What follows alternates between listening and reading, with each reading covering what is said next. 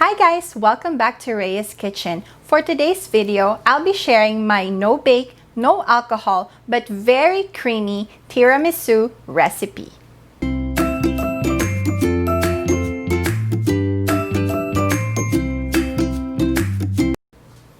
So guys, I've been doing this recipe for years and talagang super sarap nitong recipe na to. And napakadali lang niyang gawin. Dahil paghahalu-haluin lang natin basically lahat ng ingredients and then we'll set it in the fridge for a few hours and then pwede na natin siyang kainin. For our tiramisu recipe, the ingredients that we need are egg yolks, sugar, vanilla extract, mascarpone cheese, lady fingers, whipping cream, hot water, instant coffee, and cocoa powder for dusting. So let's get started. So the first thing that we have to do is take our hot water and our instant coffee. Okay. Pour your instant coffee in your hot water and then just stir it. So we're not gonna be using sugar kasi medyo matamis na yung gagawin nating tiramisu because we'll be using sugar and cocoa powder. So haluin lang natin. And pag natunaw na yung granules ng coffee, transfer lang natin siya sa isang lalagyan to cool down. Kasi dito natin i-dip yung ating lady fingers. So, ayan. So, let's just set this aside. And then, we'll get our mixing bowl. Put our egg yolks. And our sugar. And then, i-cream lang natin yung ating sugar and egg yolk. So guys, ito na yung color ng ating mixture. So pale yellow na siya. And then we can move on to the next step. Okay guys, once natapos na nating i-mix yung ating sugar and yung ating egg yolks, ilalagay na natin yung ating mascarpone cheese. Okay. So imi-mix lang natin.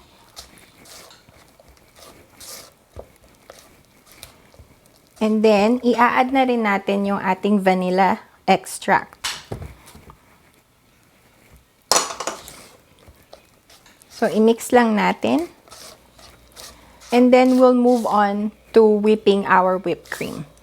So, guys, i-whip na natin yung ating whipping cream. So, I have about 1 cup of whipping cream here. Okay.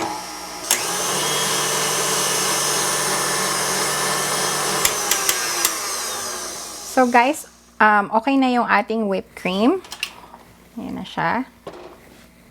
And then we'll move on to the next step. So nahalo ko na yung ating whipped cream sa ating mixture. And then we'll just mix them together. Dahan-dahan lang. Parang folding technique lang siya. Yan.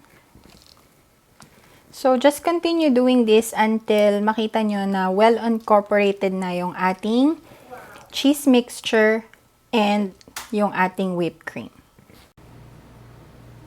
Okay guys, so ready na tayo. Let's assemble our tiramisu. So, we'll take our lady fingers and we'll just dip it into our coffee.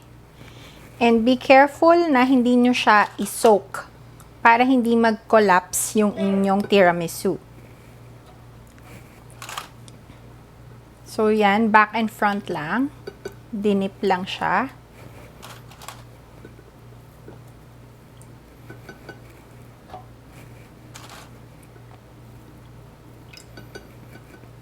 Okay. So, this will be our base.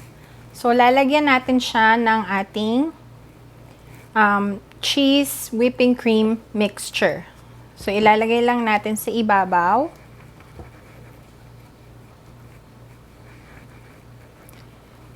And then, maglalagay tayo uli ng layer ng ating lady fingers hanggang sa maubos na natin yung ating cheese whipping cream mixture.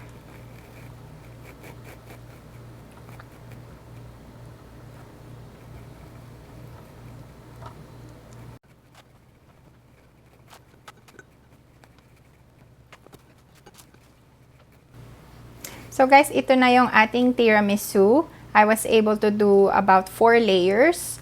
So for our finishing touch, gagamit tayo ng cocoa powder. Yan. And then idadust lang natin siya. So taas, ayan. Just like this.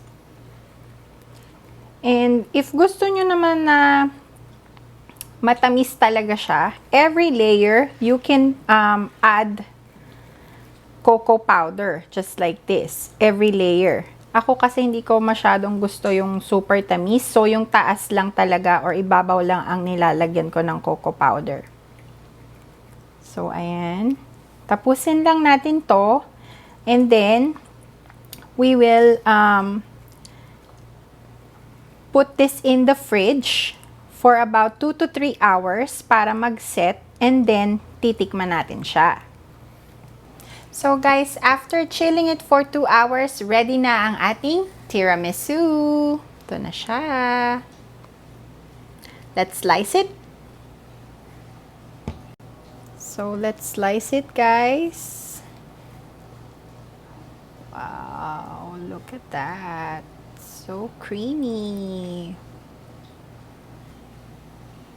So guys, ito na ang pinakahihintay nating portion, ang tikiman time. So tikman na natin ang ating tiramisu. Yan.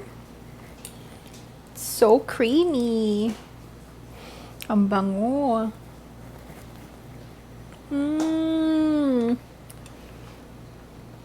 Ang sarap, guys. At perfect ang kanyang tamis. Hindi siya ganun katamis. Super perfect, super creamy. At sana matry nyo din siya at home very soon.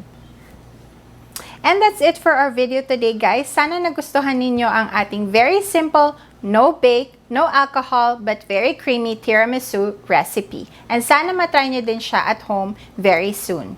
And if you guys are interested in any of the kitchen stuff that I used in this video, I got them from Amazon, and I will leave the link on the description box below, and you can check them out. And as always, if you guys like this video, please hit like and subscribe to my channel for more cooking videos. See you guys again. Bye!